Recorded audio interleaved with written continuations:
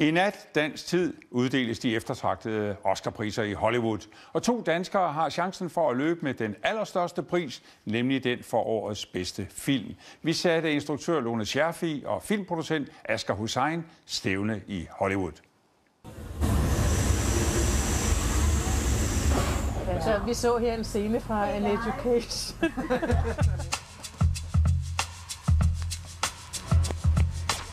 Humøret er i top.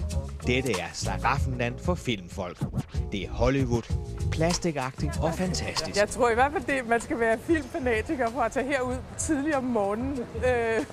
Det er 2 danskere, der med nomineringer i Oscar-kategorien årets bedste film ganske simpelt er helt fremme i førerfeltet af filmen Superliga.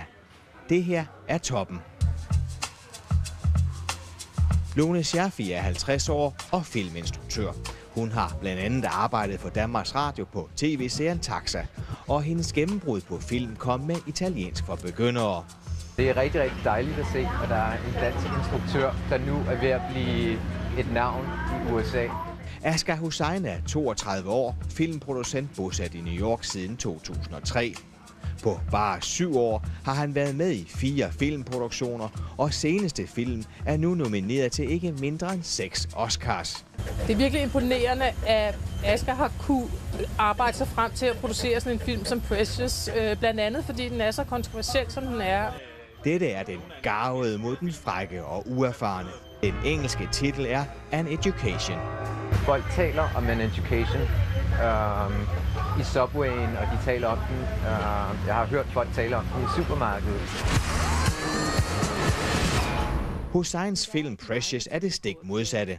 Den er en provokerende, hårdslående film om overgreb, misbrug og fornedrelse af en ung sort pige i USA.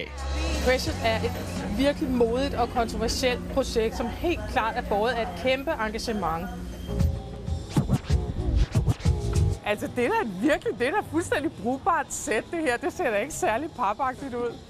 Man kan da indspille en scene fra en virkelig dårlig opera herinde. De arbejder begge dagligt langt væk fra Hollywood, men kærligheden til filmlærets arnested er helt i top.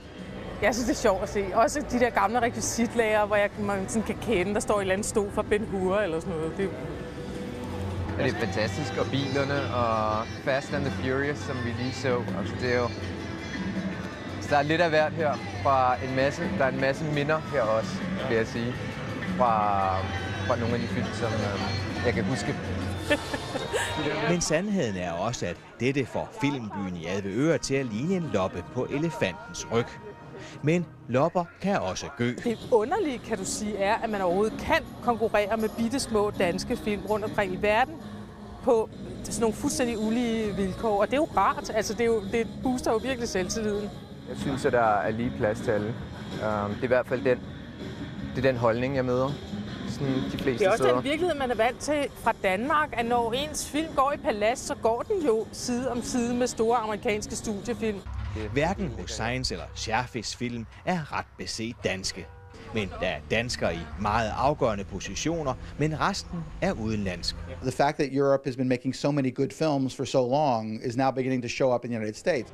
Hvad der end sker, så ligger den røde løber klar for Scherfig og Hussain. Også selvom man ikke kommer hjem med en Oscar i hånden. Vi vinder ikke i morgen. Præmien ligger ifølge de garvede nemlig et helt andet sted.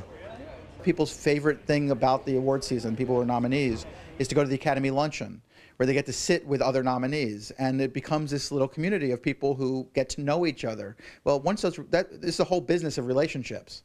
You know, it's completely about relationships.